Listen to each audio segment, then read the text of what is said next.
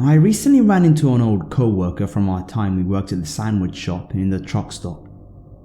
We chatted for a while before he had to leave, but I started thinking about my stint at that place.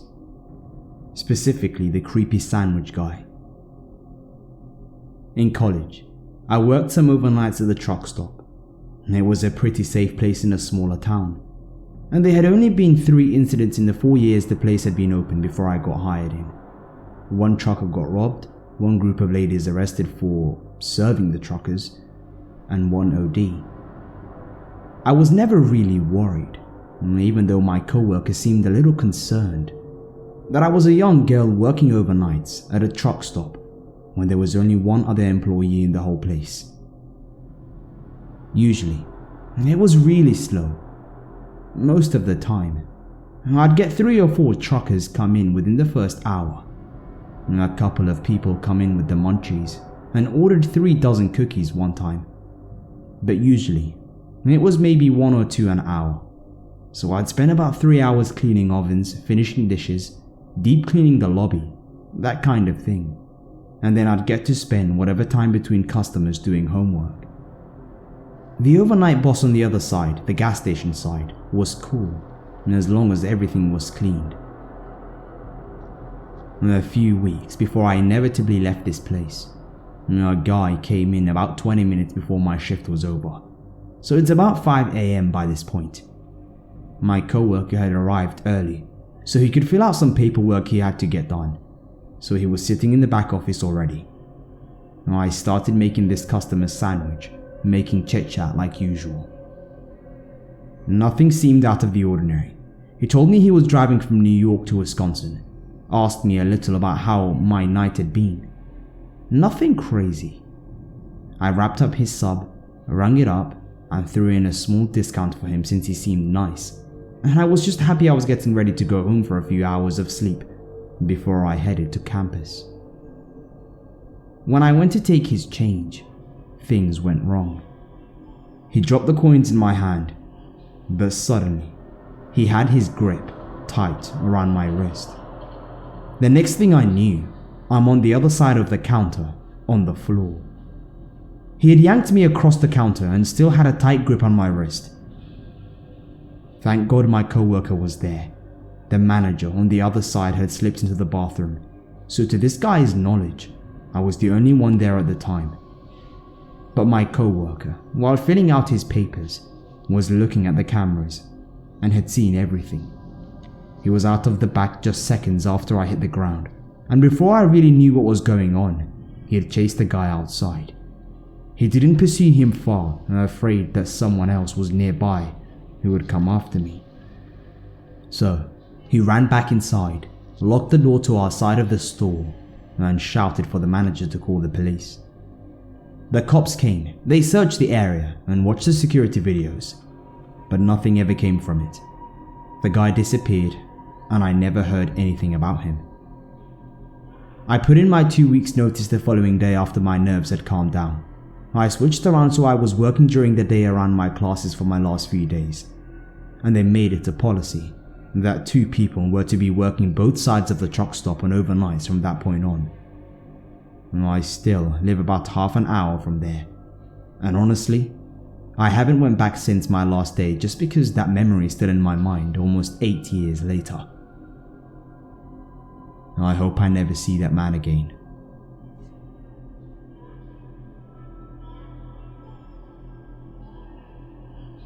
This happened years ago, when I was 19. I'm now in my mid-20s.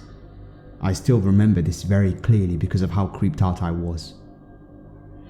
Back then, I was living 600 miles away from my parents in a different state.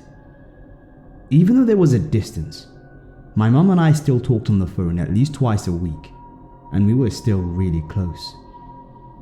So when we found out that her cancer was back, I didn't think twice about dropping everything to drive down to see her. A plane ticket would be too expensive, and I had a 10-year-old Toyota that might have been a bit beat up, but still got me from A to B cheaply and quietly. My parents weren't thrilled at the idea of me driving the 11 hours by myself. but my mind was made up, so they offered me a deal. I would stop at a rest stop every 2 or 3 hours and stretch my legs and calm them, and in exchange for this courtesy, they would pay for my gas. If I didn't call within the 3-hour window though, they would assume that I'd been in an accident and call me repeatedly, interrupting the audiobook and podcast that they knew that I would have on. I accepted the deal. And that's why I was at this particular rest stop at 2:45 a.m. This was actually one of the nicer stops, well lit, multiple vending machines that didn't have huge cages around them. The payphone wasn't broken and it looked clean. There were a couple of cars there with people sleeping in them. I still had 15 minutes before I had to check in with my parents. I got out of my car and stretched, and then almost jumped out of my skin when I heard a man's voice right behind me. Miss, can I ask you for a favor? I turned around and he's leaning against my car. I had no idea how he got there so fast. I didn't see him when I parked, but there he was, uncomfortably close to me. He looked like he's in his 40s. He didn't look dirty or twitchy. He was too close, but his body language didn't scream threatening. And even though at the time I was 19 years old, barely over 5 feet, and at that point in my life 110 pounds soaking wet. And even though I had already binged a lot of true crime media and knew the dangers of a girl my age alone at night, with an out-of-state license plate, my dumbass asked what he needs. He told me that he accidentally locked his keys and his phone in his truck, and if he could just borrow my phone real quick to call his friend. It will just take a second, and it would really help him out. And I almost handed him my phone. I was reaching into my pocket to hand it to him with a Pollyanna, no problem. And then I actually looked at his face. Like I said, this rest stop was surprisingly well lit, and this guy looked really normal, except for his eyes. He had dead shark eyes. You know what I'm talking about. It's the Ted Bundy Dick Cheney actress in a Glade commercial who's trying to convince us that she's in love with a dumbass who doesn't know how air freshener works eyes. They are smiling, but the eyes are vacant and creepy and staring way too hard. I got that feeling, that run away feeling. I knew immediately not to hand this guy my phone, my only way to call for help. So I put on my best customer service smile and told him, Oh my god, I'm sorry, but I don't have a charger and I need to save all my battery for the tracking app my parents have on my phone. And I need that juice to call my parents, which I actually have to do right now, but good luck. I turned and walked about 20 feet away. He doesn't leave. He was still just leaning against my car, watching me. And now I didn't know what to do. I didn't want to leave him alone with my car because he creeped me out and he has that serial killer face. So going to the bathroom is out. But I also wanted to get away from him, prove I'm not going to help, and maybe he'll leave. I could technically get into my car, but I would have to get really close to him unless I crawled over my passenger side seat, and he's not moving. So, I did the first thing that popped into my mind. I called my dad, and my dad, for the first time that night, didn't pick up the phone. When I heard his voicemail, I glanced back. The guy still hadn't moved. He's still just staring at me. So, I faked a phone conversation with my dad. I angled my body so that the guy couldn't see that I had hung up the phone, and loudly said that I should be home in about 30 minutes, when in reality, I was still at least 4 hours away. I mentioned exactly where I was and reassured the fake caller that this was a good rest stop with plenty of lighting and a couple of good, visible security cameras. The guy still hadn't moved, and I'm running out of steam on this fake conversation. In the years since, I've thought a lot of things that I could have said while pretending to talk to my dad. But in that moment, I was beginning to seriously freak out, and my mind went blank. So, I hung up and didn't know what to do. I had hoped the fake phone call would scare him off, but he was still leaning against my car. I stalled for another couple of minutes. I bought cookies from the vending machine. I walked around a little. And at this point, he's been leaning against my car, staring at me for at least 10 minutes. I honestly debated waking up one of the men sleeping in their parked cars and asking for help. And just the thought of having to wake someone up to help me get into my own goddamn car annoyed me enough that I stopped stalling and headed back to my car. I decided that unless he touched me, I'm just going to pretend that he's not there. He waited until I was unlocking my car door before he started talking to me again. He told me again that he really needs to use my phone. He's stranded here unless he can call his friend to bring the spare keys. He's not angry or begging. His voice sounds weirdly friendly. But he'd been creepily watching me for way too long while blocking my exit, so I'm not falling for it. I almost pointed out the working payphone, just in case I'm wrong about this and I was being a bitch to a guy who needs help. But then, he leaned forward as I was getting in, and I lost all nerve and slammed and locked the doors as fast as possible. He didn't move until I started the car and put it in reverse. And then he finally stepped back and let me pull out. I didn't even have my seatbelt on. I was so focused on getting away from him. And then, halfway out of the rest stop, my mum called me. My mum, who would freak out if I don't pick up the phone, and who was already very sick. I needed to put on my seatbelt. I could still see him in my mirror. He was standing right next to where I was parked with his back to me. He was far enough away that I felt okay parking again to answer the phone, but I kept my engine running and I kept watching him. I don't want my mum to worry, so I told her everything is fine where I am. Now that I was in my locked car, away from him, I was beginning to feel like I had overreacted. She scolds me about speeding, and I tune her out because the guy is moving now. As my mum lectures me about road safety, I watch the guy cross to a truck, unlock the door, and get in. The keys being locked in no longer seem to be an issue for him. I watch the truck head back out to the freeway and drive out of sight. I had to pretend to be fine to not upset my mum. I didn't get back on the road for another 20 minutes, and when I did, I didn't speed.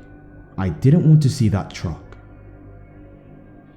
I found out years later that the closest city to that rest stop has a major problem with sex trafficking, and that girls who don't look like they live nearby, or maybe look like they're living out of their cars, tend to be targets. And I don't know if that was what was happening, or if he was just trying to scare me into handing over my phone.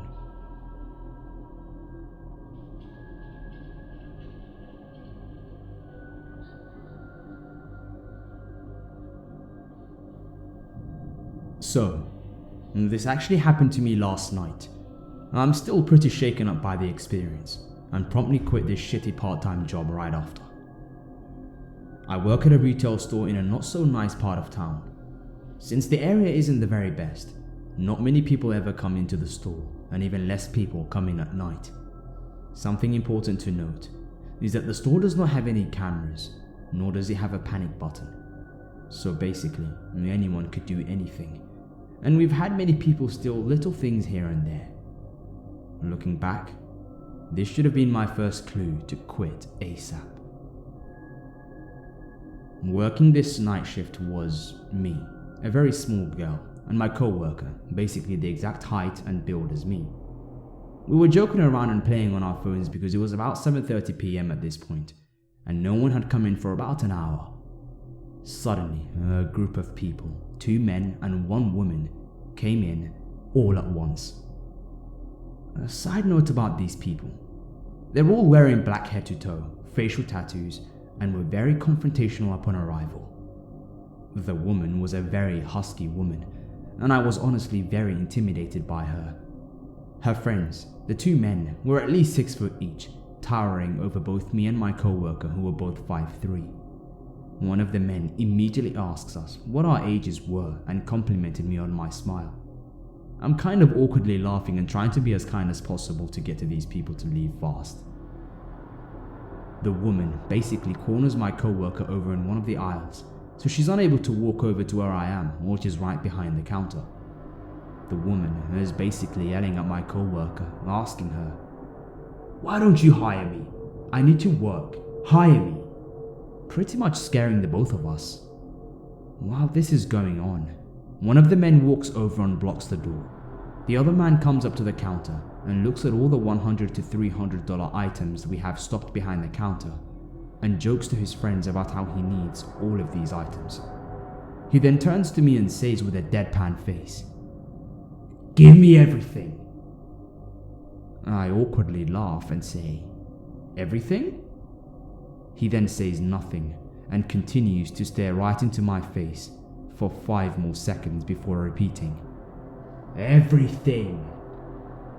So, I do just that. I start to take things off of the shelves while he points to things saying, "Give me that, that, that." He then stops and says, "You never asked me how I was going to pay for any of this." The entire time, his friends are saying nothing and standing still while staring at me. The man then breaks his stare and laughs, prompting all his buddies to laugh along with him, and states that they were going to come back. As soon as they leave, I make a beeline to the door and lock it. I call my manager and tell her what happened, and I'm begging her to let us close it, because I don't want these people to come back. As if on cue, they come back and yank on the door, which is locked, and continue to yank it, trying to open it. I tell my co-worker to run with me to the back, and we lock the backroom door and call the police. By the time the police arrive, they're gone, and nothing could be done because of the lack of any cameras in the store. The police stayed outside the store in their cars until we closed and walked me to my own car. Throughout this entire ordeal, no one was in the store besides my co-worker and I. My theory was that they were scoping out the situation before leaving and coming back with a firearm to actually carry out the robbery. Luckily, I had locked the door the moment they stepped out. I don't like to think about what could have happened if I had brushed it off and decided to leave the store open. But I was shaking like a leaf when they left, and they hadn't really done anything at all. So I trusted my gut feeling. So anyway, I hope I never see those people again. I quit that shitty job. Thank you for being my catalyst to push me to finally leave, you creeps.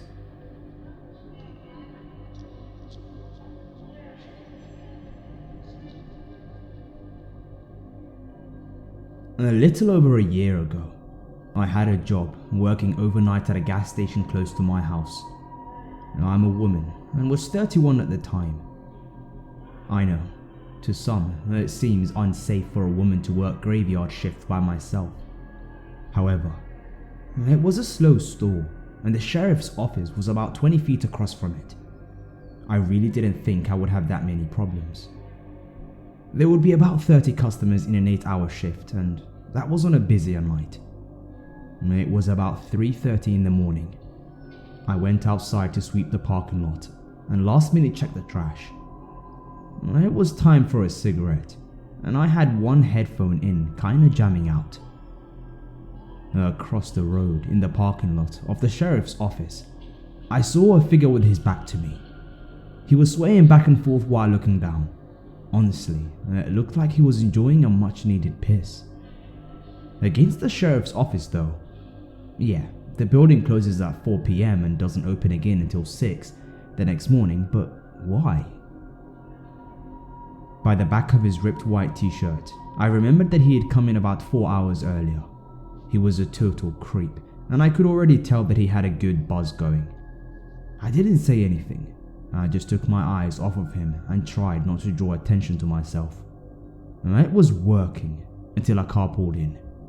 I was still outside as they pulled up. I saw him look at the car and then at me and back and forth again. As the customer is leaving, I walked her outside. I still had a half a smoke burning and had left my dustpan outside with the squeegee. We both heard him start to swear angrily and seemingly engage in an argument with himself. She looked across the road and told me to be careful. I made an awkward joke about him being the one who should be more afraid of me or something along those lines. The man was still there, but closer to the road, now facing the parking lot of my store. Whatever he's yelling was completely unintelligible. He was obviously very drunk and can barely stand straight, still swaying away. I didn't engage him, but I didn't take my eyes off of him this time. I just slowly walked back into the store. Something about his face really bothered me. He had a darkness to it, but his eyes looked wild. My experience during the graveyard jobs has been that the crazy-eyed ones are the worst ones. I didn't like it at all and wanted no part of it. I still had almost 3 hours to go, and 2 before any other employees got there. Instantly, I went to the computer and typed up a temporarily closed sign just in case he wanted trouble. I was coming around the counter on my way to the doors when I saw that he'd walked across the road to my side now. I literally just fucking barely got the second door locked when he stumbled into our very small parking lot. My hand makes the mimed hand signal for cut across my neck, basically saying, "Nope, sorry, you can't come in here, we're closed." I shook my head back and forth too, hoping to further discourage him. He started walking away, but screams something at me while he's walking. I don't mean he was grumpy and shouted at me or yelled that I was an asshole or anything like that. I mean like he was at an enraged volume and was violently throwing his hands everywhere. Definitely knowing that I'm in the wrong shift of the wrong job, I got really skeeved out. I decided to call the cops. It's a good thing too, because the minute I hung up with them, there he comes again up to the door. He starts pulling and banging on it. He backs up and runs into it, trying to ram it. Not that it would have done any good. I made the mistake of telling him that I had called the cops and his ass was about to be grass. I say I made the mistake of telling him because once I said that, he took off. The police never found him.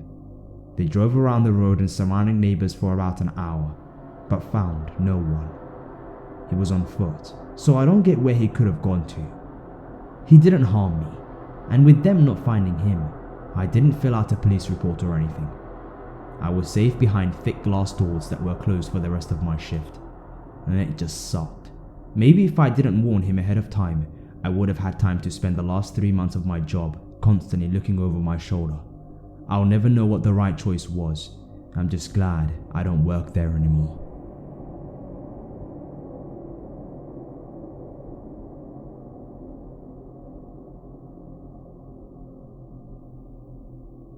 I was nearly 13 years old, and I was being raised by my grandparents.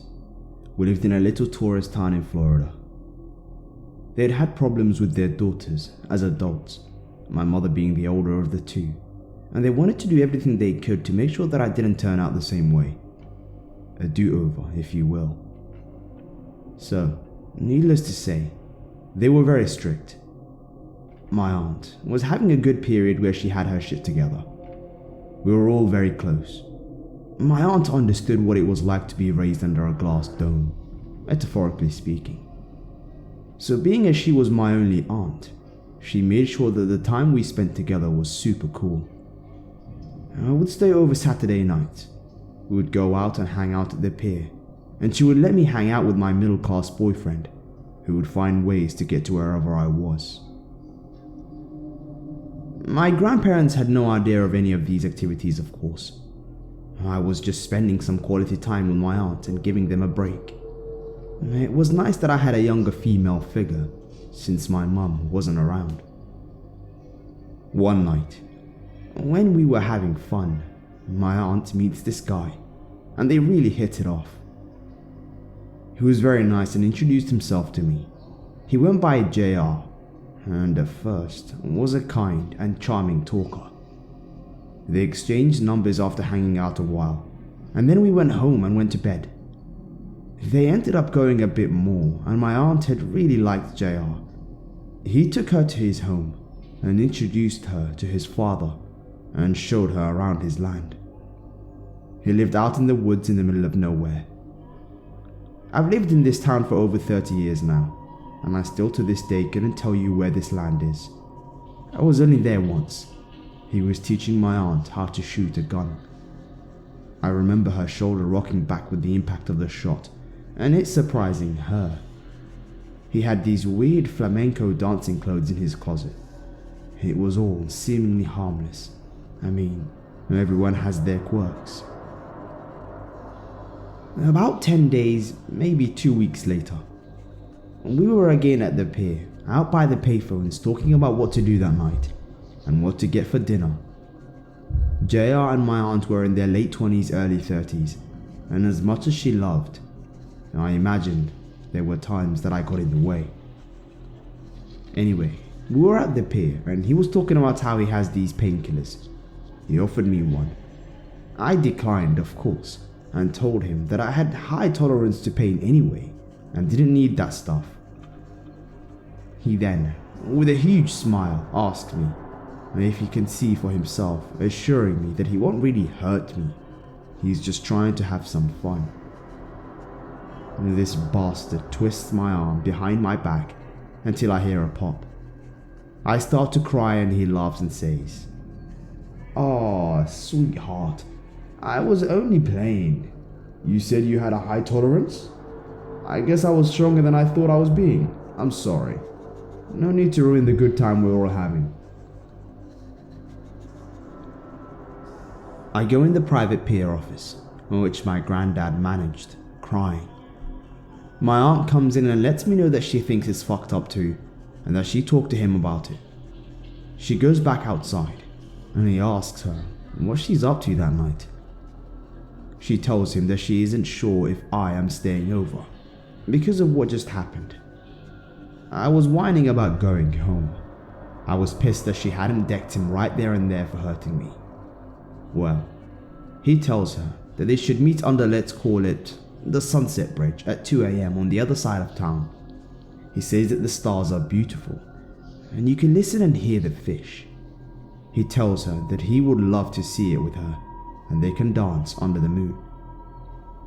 We were all from a fishing family and live in a fishing town, so fish activities under the bridge at late times wasn't necessarily something that threw up a red flag. If it's dark and late, there won't be people there hogging all the fish. She tells him maybe, and we leave.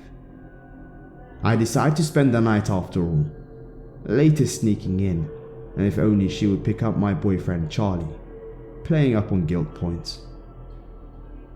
She calls him when she gets home, before we made our arrangements about Charlie, and tells JR that she can come, but that she will have me with her. He groans and is like, "Fine, alright. I guess you can come too. Maybe she will get tired and sleep in the car."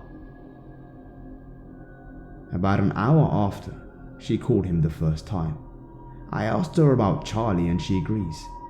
She sits down with me and hugs me and touches my face lovingly, apologizing for what happened with my arm.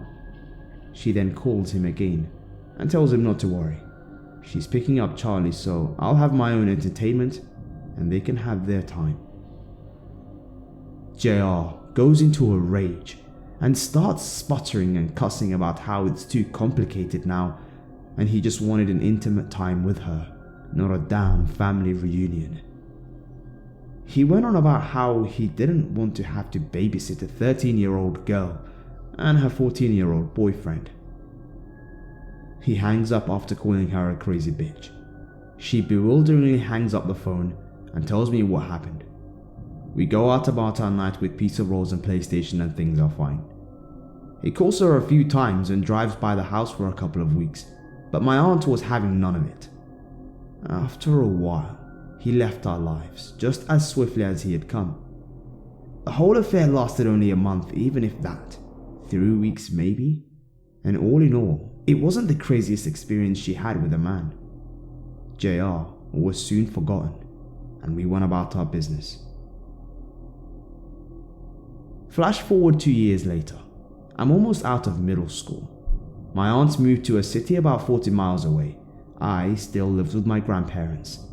They were still strict, but as they had gotten older, so had I. I knew a few ways around the rules. One day my friend Frank and I missed the bus home from school and called our good high school friend Darla to pick us up and take us home after riding around a bit. She had this big, beautiful red truck, and I would ride around in the cab of it, loving the freedom and the wind. We were smoking cigarettes and laughing, listening to the radio. The time I would have spent on the bus before my stop was just enough time to hit up the taco drive-thru. We cruised down the road a bit before heading back to Frank and I's houses. We had a lot of fun that day. She dropped me off first. My grandparents came outside. They were heavily confused at the sight of an unknown vehicle, and even more so when they saw that I had gotten out of it. After letting Darla be the one to explain because she was older, cooler, and just more responsible, my grandparents thanked her for being kind enough to take me home. They said how lucky I was that she had just happened to be there to help me get home. That was the last time we ever saw my friend. She didn't show up for work for 5 days. I can't speak for anyone, but I assumed that she had just run away. Darla's parents were going through a nasty divorce. Their dad had a hot new girlfriend, and the mother was very bitter about it. Rightfully so, I guess. And it was embarrassing for all the kids. Her truck wasn't left behind. I figured she got tired of her parents acting like infants and took off. I missed her, but she was in a whole other league of freedom and coolness. 16 is a whole different life than 14, especially when you're in different schools. I wished her well, maybe even a little envious that she got out of this town, and I was still stuck here.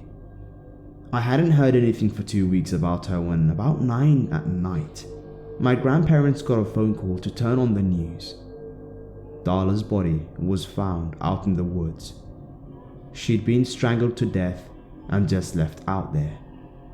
I don't even know how long. I was devastated. I was so joyful that I'd had that last experience with her, but so saddened and horrified. She was so young, barely older than myself. She was about to be 17 in just a short time. It was a very sad time for our town. The good and bad news is that they caught the guy that had done it. He confessed after some very incriminating evidence, and during his questioning, and also confessed to killing his girlfriend, who had been missing for about 8 years, and also his father, staging his death to look like a suicide by hanging. When they showed his mugshot on the screen and said his name, I swear I almost passed out. There, clear as day on the screen, staring back at me, was a picture of JR. I had no idea they even knew each other. I can't even imagine what would have happened if we had gone under the bridge that night. Investigation Discovery Channel did a piece on it a couple of years back. I was shocked to see it on the TV. The memories came rushing back and I decided to write them all down. I literally have a newfound appreciation of life now that I'm old enough to understand just how close I could have been to being killed. I have a beautiful life with my husband and 3 boys that most likely would have never happened if things had gone differently that night.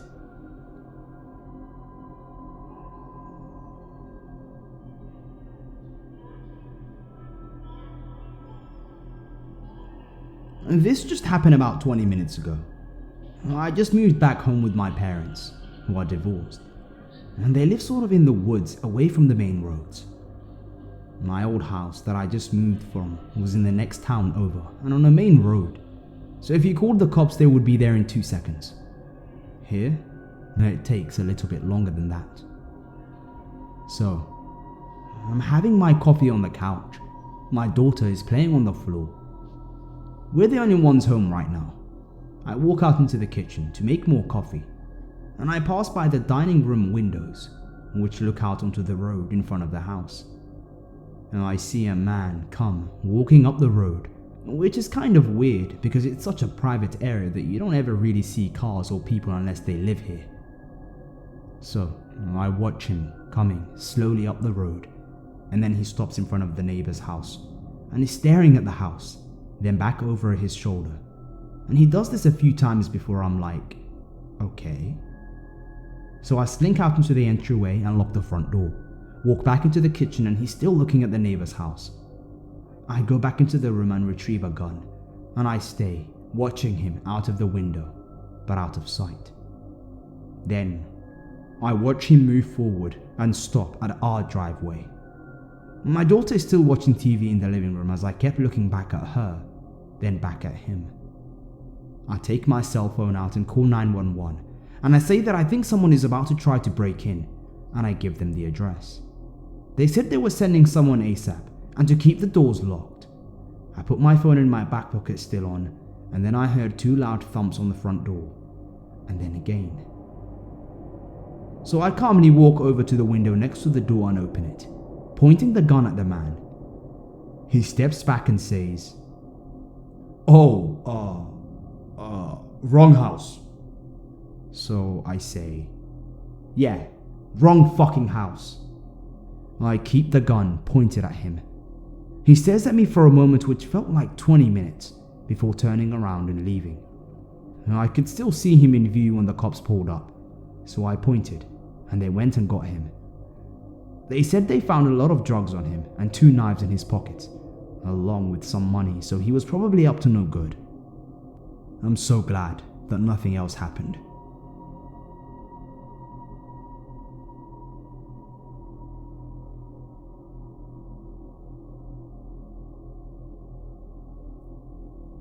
Living in an area where you could easily walk to stores was always convenient. My 2 older sisters and I enjoyed walking to a restaurant about a mile away from our house.